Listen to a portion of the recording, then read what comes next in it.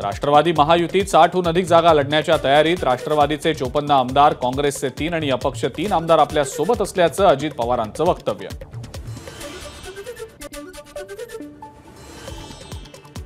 पहिल्या टप्प्यात जिथे उमेदवार निवडून आले तिथे जाणार आणि निवडून येणाऱ्याला तिकीट देणार, हाच जागा वाटपाचा निकष, अजित पवारांनी केलं स्पष्ट.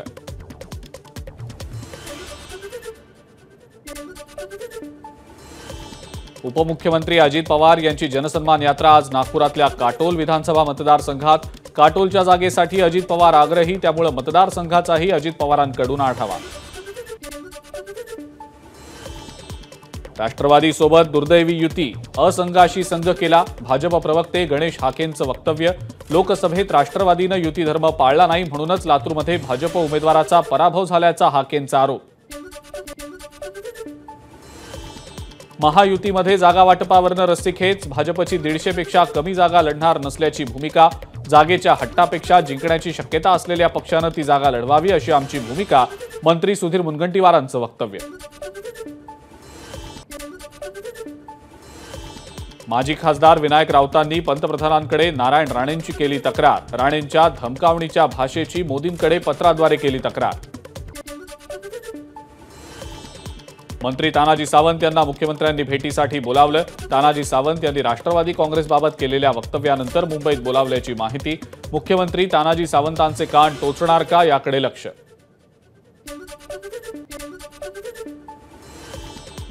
विनेश फोगट आज शेतकऱ्यांच्या मंचावर. शेतकरी आंदोलनाला 200 दिवस पूर्ण झाल्यानंतर शेतकऱ्यांची महापंचायत. शेतकरी महापंचायतीमध्ये विनेश फोगट सहभागी.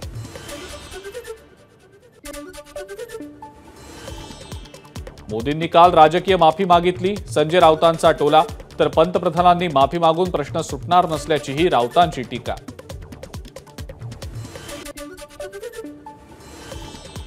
केंद्रीय मंत्री रामदास आठवले उद्या मालवण दौऱ्यावर. राजकोट किल्ल्यावर जात शिवरायांचा पुतळा उभारला होता त्या ठिकाणाची आठवले पाहणी करणार.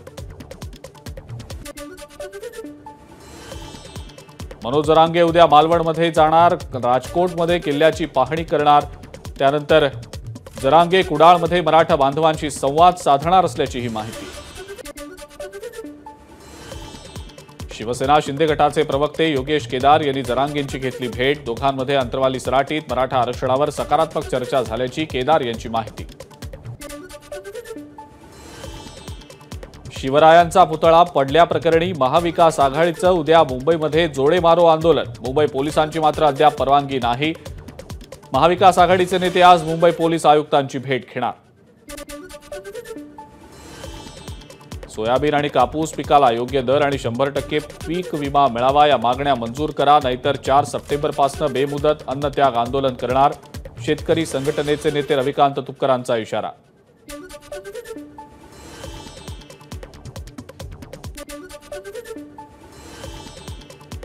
IPS अधिकारी भाग्यश्री नवटकेंवर दाखल करण्यात आलेल्या गुन्ह्याचा तपास सीबीआयकडे सोपवला जाण्याची शक्यता. पोलीस महासंचालक रश्मी शुक्ला यांच्या पुढाकारानं हा गुन्हा दाखल करण्यात आल्याची चर्चा. रावसाहेब दानवे आणि अब्दुल सत्तारांची विमानतळावर भेट. एकमेकांचे राजकीय विरोधक असताना विमानतळावर गळा भेट घेत केलं फोटो सेशन. लॉकडाऊनमध्ये महाराष्ट्रात महिलांविरोधात होणाऱ्या अत्याचारांमध्ये घट होण्याऐवजी वाढच झाली. NCRB आकडेवारीनुसार धक्कादायक बाब समोर. उद्या मध्य रेल्वे मार्गावर सकाळी 11 ते दुपारी 3:55 मेगा ब्लॉक. मुलुंड ते माटुंगा दरम्यान अप आणि डाऊन धीम्या मार्गावर मेगा ब्लॉक असणार. हार्बर रेल्वे मार्गावर उद्या सकाळी 11:10 ते दुपारी 4:10 मेगा ब्लॉक. कुर्ला ते वाशी दरम्यान अप आणि डाऊन मार्गावर ब्लॉक. पनवेल ते CSMT लोकल सेवा बंद राहणार. ठाण्यामध्ये ढोल ताशांच्या गजरात ओम सन्मित्र मंडळाच्या बाप्पाचं आगमन. मंडळाचं यंदाचं 47वं वर्ष. मुंबईमध्ये आज चिंतामणीसह विविध मंडळांच्या बाप्पाचं आगमन. मिरवणुकांमुळे लालबाग आणि परळ भागात होणारी गर्दी लक्षात घेत ट्रॅफिक जॅम होण्याची शक्यता असल्यानं पर्यायी मार्ग वापरण्याचं वाहतूक पोलिसांचं आवाहन. नंदुरबारमध्ये बैलपोळ्यासाठी बाजारपेठा सजल्या. बैलांच्या सजावटीसाठी लागणाऱ्या साहित्याला मोठी मागणी. आकर्षक मातीचे बैलही विक्रीसाठी दाखल. वाघांचे मृत्यू रोखणं केंद्र आणि राज्य सरकारच्या हाताबाहेर. यंदा पहिल्या 3 महिन्यातच 47 वाघांचा मृत्यू झाल्याची केंद्राची सुप्रीम कोर्टात माहिती. गेल्या वर्षी 181 वाघांचा झाला होता मृत्यू. 4 सप्टेंबरचं पर्युषण पर्व आणि 7 सप्टेंबरच्या गणेश चतुर्थीला देवनारचा कत्तलखाना बंद राहणार. हायकोर्टाच्या आदेशानंतर पालिकेचा निर्णय. जैन संघटनांनी केली होती 8 दिवसांच्या बंदीची मागणी.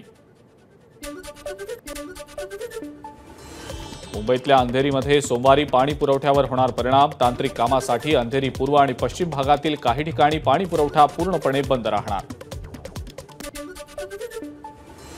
स्पाइसजेट विमान कंपनीचे 150 कर्मचारी सक्तीच्या रजेवर. आर्थिक स्थिती खालावल्यानं कंपनीनं विमानांची संख्याही कमी केली.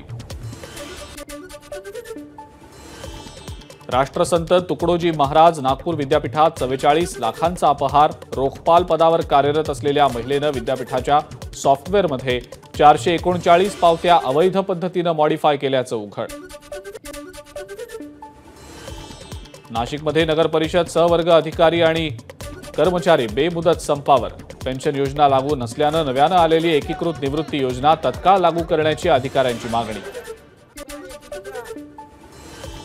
नंदुरबार पोलीस दलाचा सुरक्षित शाळा अभियान उपक्रम. पोलीस अधिकारी स्वतः शाळेत जाऊन सुरक्षा उपाययोजनांची पाहणी करत विद्यार्थ्यांशी साधतायत संवाद. नाशिक ते डहाणू नव्या रेल्वे मार्गाच्या सर्वेक्षणाला रेल्वे बोर्डाची मंजुरी. 100 किलोमीटरचा नवा मार्ग त्र्यंबकेश्वर मार्गे असणार.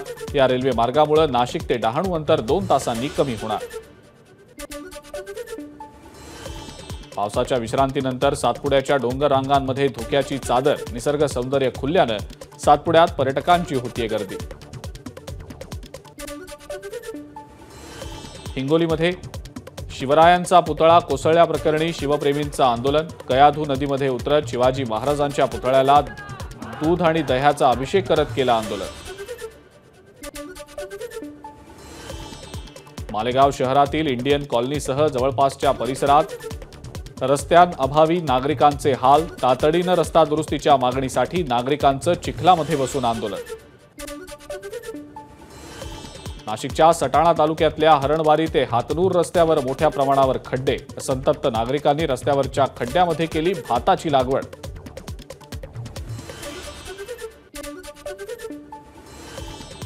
गोंदियाच्या आमगाव सालेक्सा राज्य मार्गावर असलेला वाघ नदीवरचा पूल अवजड वाहतुकीसाठी बंद. त्यामुळे विद्यार्थ्यांचे हाल. मध्य प्रदेशमधून तत्काळ बस सेवा सुरू करून नवीन पूल बांधण्याची मागणी. प्राथमिक शाळेतल्या विद्यार्थिनींची अश्लील चाळे करणाऱ्या शिक्षकाविरोधात पॉक्सो अंतर्गत गुन्हा दाखल. रत्नागिरीतल्या संगमेश्वर तालुक्यातली घटना. तक्रारीनंतर शिक्षकाला अटक. 31 गुन्ह्यांनंतर दुचाकी चोरणाऱ्या चोरट्याला 9 दुचाकींसह अटक. सांगली शहर पोलिसांची कारवाई. नंदुरबार तालुक्यातल्या लोय शासकीय आश्रम शाळेमध्ये बिबट्याच्या हल्ल्यात विद्यार्थ्याचा मृत्यू. खासदार गोवाल पाडवी आणि माजी मंत्री आमदार केसी पाडवी यांनी शाळेला भेट देत आदिवासी विकास विभागाच्या अधिकाऱ्यांची केली कानउघडणी. भंडारामधील मच्छीमार बांधवांचा अतिवृष्टीच्या आर्थिक मदतीसाठी राज्य शासनाकडे 2 वर्षांपासून पाठपुरावा. 2022 मध्ये 3 वेळेला अतिवृष्टीनं 160 मच्छीमार संस्थांना बसला आर्थिक फटका. जम्मू काश्मीरमधल्या राजौरीच्या मांजाकोटेमध्ये मुसळधार पावसामुळे नदीत एक व्यक्ती बुडाला. त्याला शोधण्यासाठी राजौरीकडून एसडीआरएफ टीम शोध मोहिमेवर. केदारनाथला जाणाऱ्या हेलिकॉप्टरचा अपघात. खराब झालेल्या भारतीय वायुसेनेच्या M17 हेलिकॉप्टरला घेऊन जाताना दोर तुटून दुसरं हेलिकॉप्टर डोंगरात कोसळलं. US ओपन टेनिस स्पर्धेमध्ये दुसरा धक्कादायक निकाल. नोवाक जोकोविचही पराभूत. अलेक्सी पॉपिरिननं केला 4 सेट्समध्ये जोकोविचचा पराभव. पाकिस्तानातल्या कराचीवर असना चक्रीवादळाचा धोका. कराचीत 65 किलोमीटर प्रति तास वेगानं वारे. शहरापासून केवळ 100 किलोमीटर दूर आहे चक्रीवादळ. वादळामुळे जपानमध्ये बुलेट ट्रेन रद्द. टोकियो स्टेशनवर अडकले प्रवासी, शेकडो विमानांची देशांतर्गत उड्डाणंही रद्द. थायलंडमध्ये रेल्वे बोगदा कोसळला, 2 चिनी मजुरांचा मृत्यू, जखमींवर रुग्णालयात उपचार सुरू. व्हेनेझुएलाची राजधानी कराकस आणि अनेक राज्यांमध्ये वीज पुरवठा खंडित. राष्ट्रपती निकोलस माडुरो यांच्या सरकारनं तोडफोडीला केलं जबाबदार. अधिकारी वीज पुरवठा पूर्ववत करण्यामध्ये व्यस्त. युक्रेनमध्ये F-16 लढाऊ विमान कोसळल्यानंतर राष्ट्राध्यक्ष झेलेन्स्कींनी युक्रेनच्या हवाई दलाच्या कमांडरला केलं बडतर्फ. आम्हाला आमच्या लोकांचं आणि सर्व योद्ध्यांचं संरक्षण करायचंय, झेलेन्स्कींचं वक्तव्य. युक्रेनच्या सुमी शहरात रात्री रशियाचा हल्ला, 2 मृत्यू तर 13 जण जखमी. खान युनिस भागामध्ये इस्रायलनं केलेल्या हल्ल्यानं पॅलेस्टिनी लोकांची घरं उद्ध्वस्त. पॅलेस्टाईनच्या 250 दहशतवाद्यांचा खात्मा केल्याचा इस्रायलचा दावा. येमेनची राजधानी सनामध्ये शुक्रवारच्या प्रार्थनेनंतर नागरिकांची निदर्शनातून पॅलेस्टिनींसोबत दाखवली एकता. एबीपी माझा, उघडा डोळे बघा नीट.